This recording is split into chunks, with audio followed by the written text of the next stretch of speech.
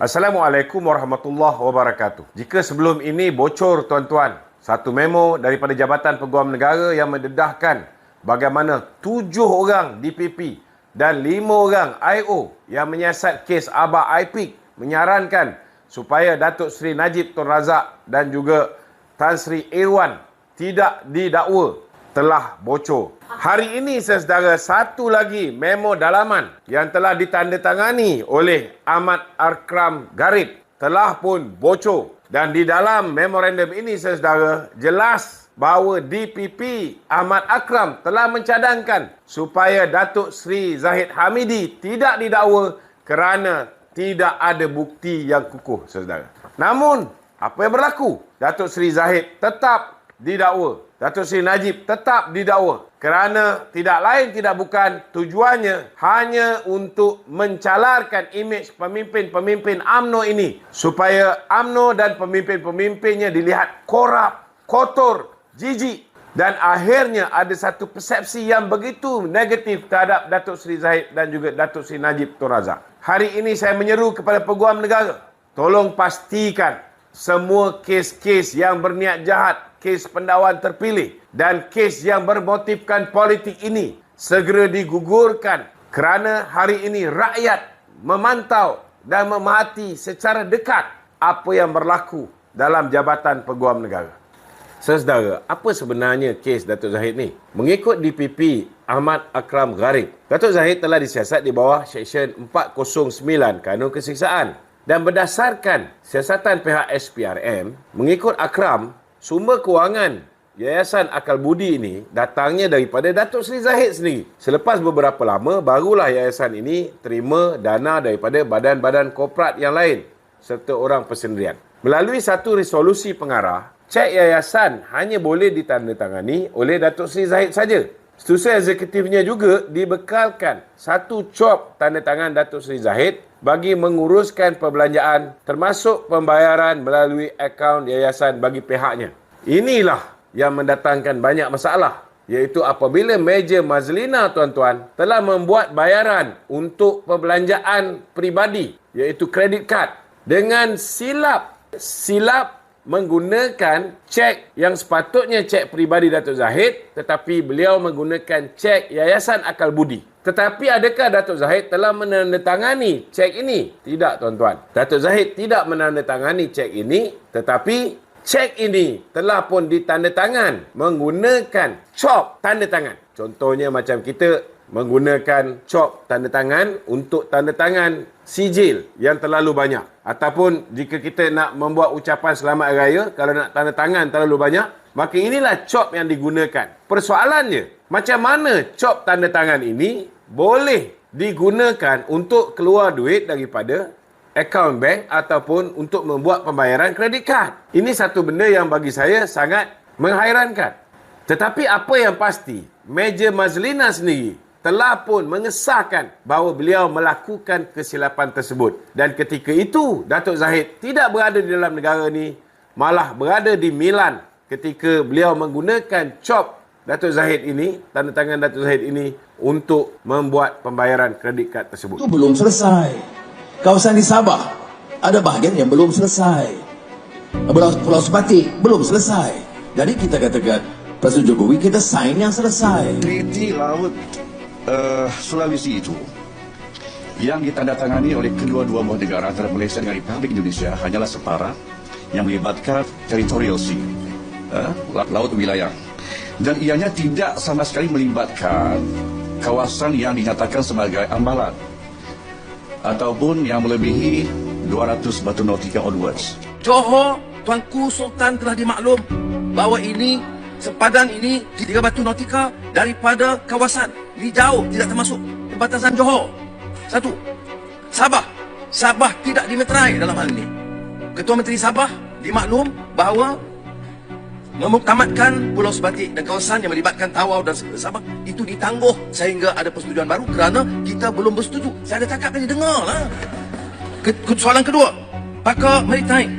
Pakar maritim mana? Saya dah sebut nama-nama.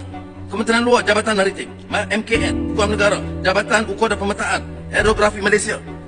Menteri Luar dan Kementerian Luar yang menjalankan kebanyakan tugas itu. Tapi sebelum saya meterai, perjumpaan akhir saya masih berdepan dengan mereka. Jadi pakar-pakar ini mengesahkan ada pakar baru yang Kota Baru dah sebut. Carilah. Sebut pada saya nama siapa. Dia pakai sembrono aja. Apa kesalahan di bawah Seksyen 405 Kanun Keseksaan yang menyebabkan seseorang itu didakwa di bawah Seksyen 405 Kanun Keseksaan mendefinisikan pecah amanah sebagai satu jenayah. Apa jenayah pecah amanah ini? Barang siapa yang dengan apa-apa cara telah diamanahkan dengan harta sama ada sendirian atau bersama dengan mana-mana orang lain atau dengan kuasa atau harta dengan curangnya menyalahgunakan harta itu atau menjadikannya bagi kegunaan sendiri atau dengan curangnya menggunakan atau melepaskan harta itu dengan melanggar apa-apa arahan undang-undang yang menetapkan cara bagaimana amanah itu kena disempurnakan atau apa-apa kontrak di sisi undang-undang yang nyata atau yang disifatkan ada yang ia telah buat mengenai penyempurnaan amanah itu atau dengan sengaja membiarkan mana-mana orang lain berbuat demikian itu adalah melakukan pecah amanah jenayah. Hatta yang menjadi hal perkara dalam siasatan ini adalah wang dalam Yayasan Akal Budi. Pihak pendakwaan akan berhadapan dengan kesukaran untuk membuktikan bahawa Datuk Seri Zahid melakukan perbuatan itu dengan niat curang. Kenapa? Kerana tiada keterangan yang membuktikan yang Datuk Seri Zahid menggunakan duit dalam Yayasan Akal Budi dengan membelakangkan ahli lembaga pengarah yang lain. Kesemua perbelanjaan tersebut dibuat dengan pengetahuan mereka semua. Sebahagian besar sumber kewangan Yayasan Akal Budi ini adalah sumbangan Datuk Seri Zahid sendiri. Di bawah Seksyen 16A, B, Akta SPRM 2009. Semasa Datuk Seri Zahid menjadi Menteri Dalam Negeri pada tahun 2013, beliau dikatakan telah mempengaruhi beberapa keputusan dalam pelantikan kontraktor bagi pelaksanaan projek milik agensi di bawah KDN. Namun, pelantikan Profound Radiance Sdn Bhd sebagai pengendali pusat sehenti setempat OSC permohonan visa Malaysia di Pakistan dan Nepal, pelantikan Data Sonic Technology Sdn Bhd bagi memperolehi pembekalan chip pasport 5 tahun atau 12.5 juta chip akan dimasukkan ke dalam halaman biodata polikarbonat pasport Malaysia untuk Jabatan Imigresen Malaysia secara rundingan terus. Mengikut DPP Akram, tuan-tuan, tiada keterangan menunjukkan Datuk Seri Zahid membuat keputusan untuk melantik syarikat Profound Radiance Sdn Bhd dan Data Sonic Technologies Sdn Bhd sebagai pelaksana. Datuk Seri Zahid bertindak sebagai menteri ketika itu mengikut syur yang diberikan oleh pegawai-pegawai kerajaan yang berkenaan sebelum keputusan melantik dibuat secara sebulat suara.